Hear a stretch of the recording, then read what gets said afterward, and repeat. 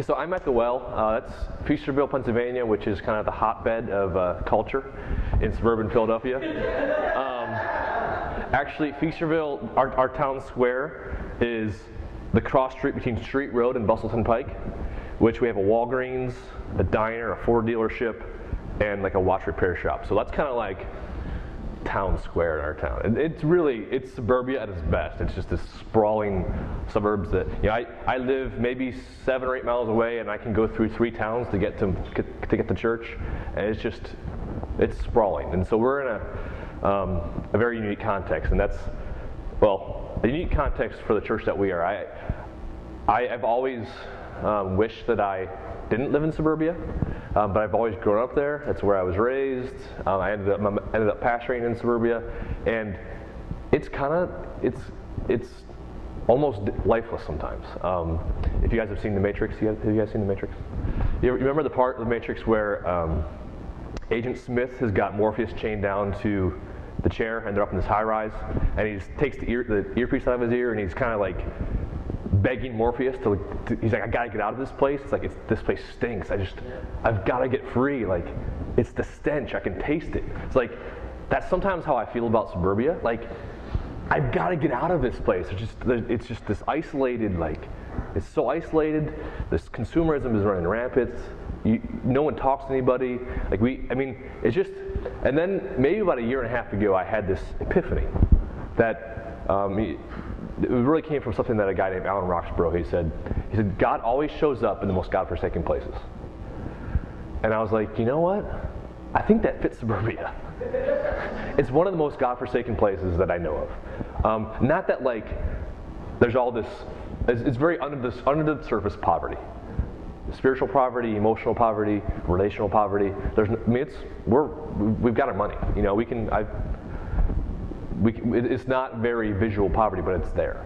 And so our challenge as a community is to respond to that seeming like everyone has everything together when they really don't. And how do we exist as a community that is called to not to consumerism, that's not called to individualism, that's called to take care of the poor instead of ignore them and flee the city where the poor are.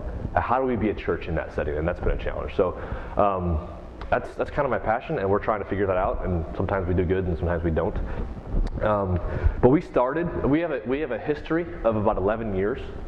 I always tell people we're about 3.5 years old, because 11 years ago we started out as a fundamental Baptist church in the vein of like Bob Jones. I'm not sure if you guys are familiar with that kind of church, but it's very different from where we are now, needless to say. And the church went through a number of transitions, obviously. The guy I used to work with, his name is Brad. He grew up in that setting and just started asking a lot of questions about what church is, what are we doing, what's looking at the scriptures, just looking at his culture and saying, what are the assumptions I've made about church that aren't so right, that are not bad, but they aren't necessarily how it has to be. And so he kind of went through this phase of the Saddleback approach and the Willow Creek approach and the purpose-driven approach and every approach that's got like a nice marketed material.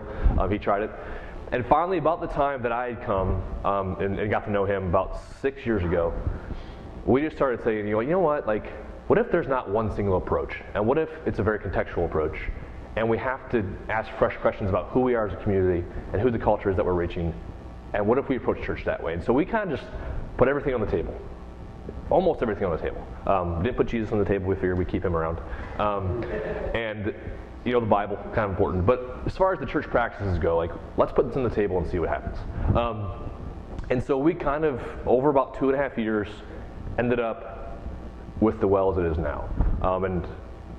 Or that's how we kind of started. We learned something in the process, though, is when you restart a church, it's really helpful to tell the people in your church that you were going to do that. We were young. We didn't really know what we were doing. And so we kind of restarted changing stuff. And it was kind of unfair because a number of people are like, what's going on? I thought this was this church, and now all this stuff is going on. So we did a good job of hurting people. We made some very excellent mistakes in the process. And so it would have been really helpful for us to take the advice of someone who we respected, who said, you know what you should do is just stop meeting.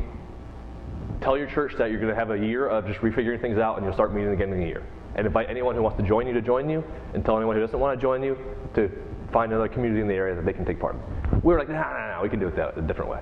So we kind of changed stuff without telling them, and that we learned isn't the best way to go about things. So if you're going to rechange your church, tell people. That's my first suggestion. But one of the things we really want to say is, how can we have an actual presence in our community?